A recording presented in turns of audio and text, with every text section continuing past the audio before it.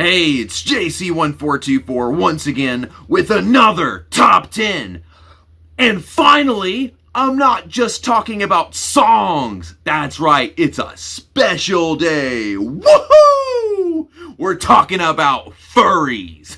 Half the characters on this list probably aren't even actually furries, but it's my list, so. Number 10 is Tigress from Kung Fu Panda. One would think that Master Oogway would choose someone who actually knew Kung Fu. Master Tigress! Didn't mean to wake you, just, You don't belong here. I mean, you don't belong in the Jade Palace. You're a disgrace to Kung Fu, and if you have any respect for who we are and what we do, you will be gone by morning.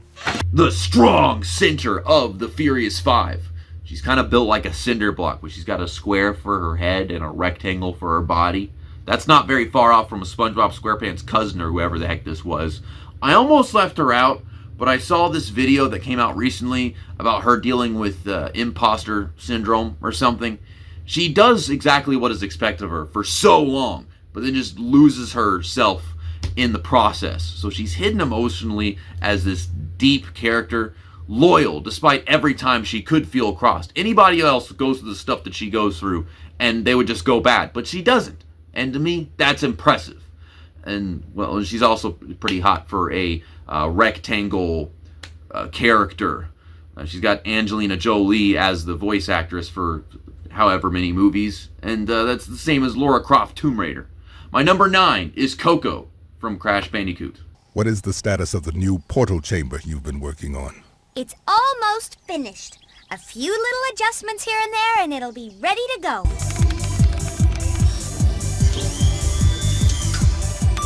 Okay, all systems are ready and operational. There are so many different variations.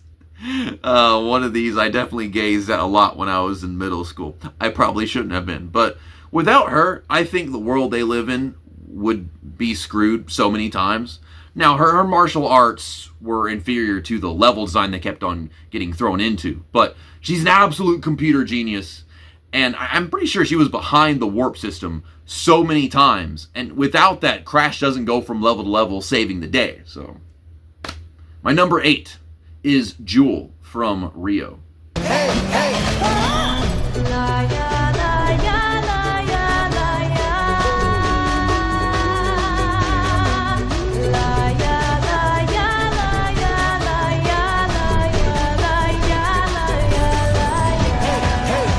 This is not the only bird on this list.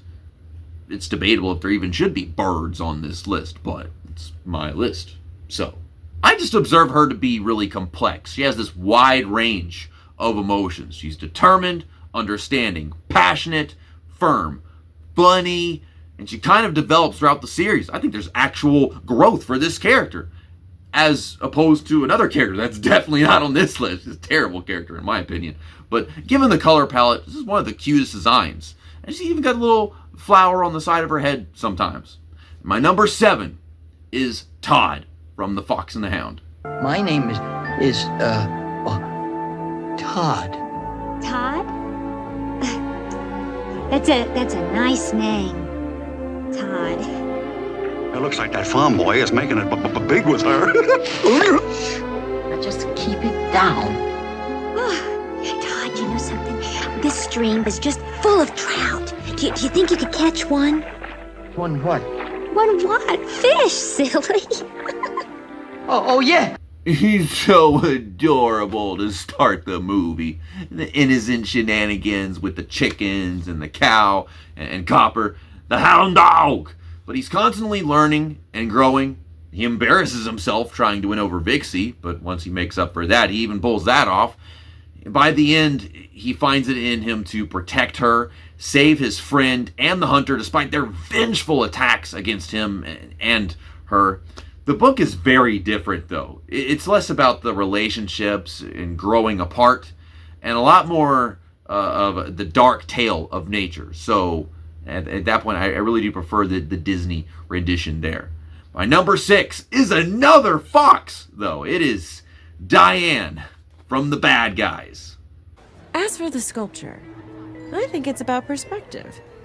If you look closely enough, even trash can be recycled into something beautiful.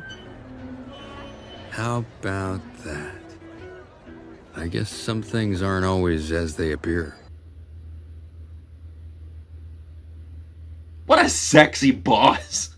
The governor of the city, the retired master of all thieves.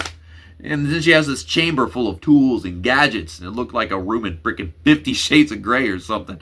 And she's almost never fooled, smart and strong, compassionate, and probably other jewel traits, really. But I am a huge fan of the steamy, palpable tension between her and Mr. Wolf that finally reached its peak at the end of the sequel, mind you. Now, my number 5 is the only real character, I guess, on this list, and that is Balto.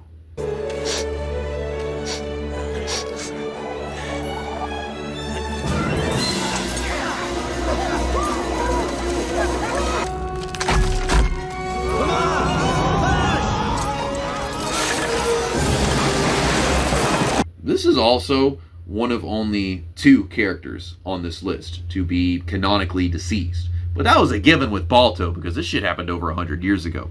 He was a real-life hero, along with Togo, Fritz, Fox. They led dog packs halfway across negative 60 degrees Fahrenheit, Alaska. Kids were getting sick and dying. The death toll would have been massive without the serum they were bringing around. I will say the movie does bend the narrative of Balto being a mixed breed Siberian Husky into him being half wolf, which, I mean, that's a bit excessive, but I gotta go off on a tangent here. Because, I mean, sure, there's that, but they had a couple sequels to this movie for some reason. The third one with the airplane and all that, yeah, sure, fine. I thought that was pretty cool. It was neat. But this movie, there's a scene, and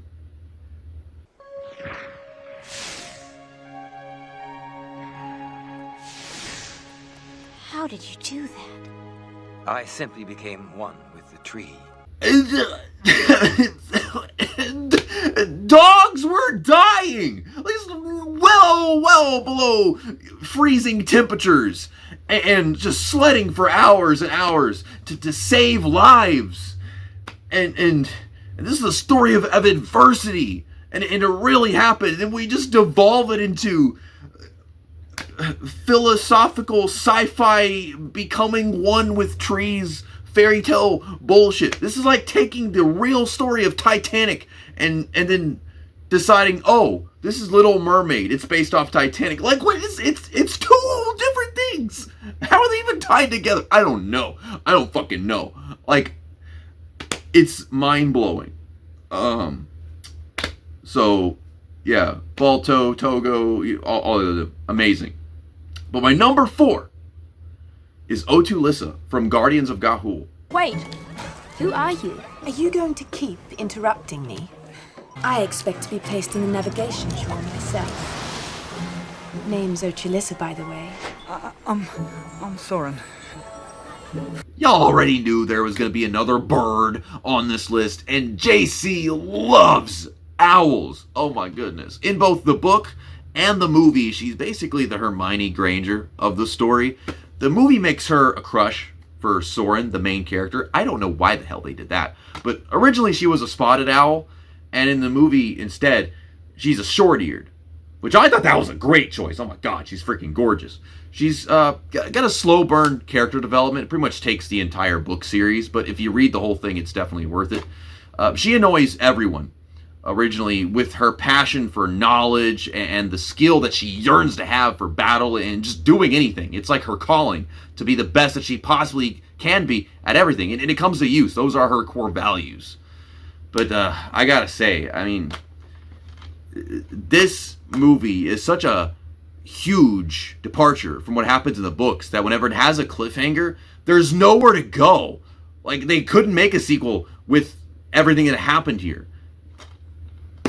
And so if it would have happened, it'd been like 2013 or something. Now it's been like 16 years. But my number 3 is Laura from the webcomic Two Kinds. I know, it's our third damn Fox of the list. But anyways, this series has been going on for about 23 years now. It's written and illustrated and all that by a guy named Thomas Fizbach, who's actually the brother of Markiplier. So, I mean, Mark wasn't even like the first celebrity in their family, I guess. But first of all, she's stunning. Those eyes are beautiful. Those are beautiful blue eyes. But she's influenced into getting cold feet on her fiance. She panics, and then they wind up drifting apart for years. The guy, Keith, eventually reunites with her just to be conflicted. And she still put her life on the line to save him and his friends. And, yeah, she's canonically deceased. Which, when that happened in the story, it plucked on my heartstrings ever so much. But, man, Markiplier, he made the whole Iron Lung thing happen. And it turned out pretty well. They made more than they spent on it, quite a bit. So, would it be too much to ask this point if he helped out and made this comic into like an animated series? That would be awesome. But my number 2 is Kovu from Lion King 2, Simba's Pride. Look, we are one. What? Let's get out of here. We'll run away together and start a pride all our own. He gets me and my lady Kayla all hot and bothered with all that I can fix him energy that he's got going on over there. And Kiara does just that. That's a rare case of that working out. Those colors, though. The rusty red fur, the cocoa brown mane, the golden eyes, and the green pupils. Heck, he's even got this really sexy smolder. He was raised to be the heir of Scar. He even gets a scar from Zira later in the movie. And it was my favorite romance story as a kid. I think that definitely changed over time. But it's based on Romeo and Juliet, except without the double-decker suicide thing. And my number 1 is is You by April Foss. I love her. She's my angel.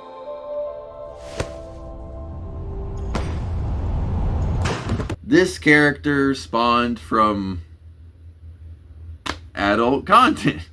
But I mean, look at those curves. Ooh-woo. At the moment, exposition is all we have for You, but it's enough backstory and chemistry to draw me in. So she plays volleyball, and her crush is like the manager of the team or whatever, and then as you saw, she accidentally hits him with the ball. And then later on, she confesses her feelings, and then things get steamy. Meanwhile, the music score is phenomenal, and I wish I had it saved to my Spotify or YouTube or some shit. I don't know. I even contacted the person credited with that music and couldn't get a response. But April Foss should be making like a full-length movie or show with some of her iconic characters because her animation is brilliant. Well, this was a fun idea for a video. I should do this more often, just uploading random junk to the channel, as opposed to driving cars in circles. I also have some honorable mentions that I'm going to save before I finish this off, because there's a couple that I just had to opt out of putting the list for the ones that I just said. Octavia from Hell of a Boss. No, not Luna, because aside from being anxious, bitchy, and hot, I mean, there's not much depth in her character, in my opinion. Octavia has this really captivating and heart-wrenching story that I even find some relatability in. This song that she plays in the season 2 finale is so damn good. I've probably listened to it like 25 or 30 times at this point. That's not even counting rewatching the music video because of like the freaking meteor shower going on. I also considered Fisk from the comic Better Days.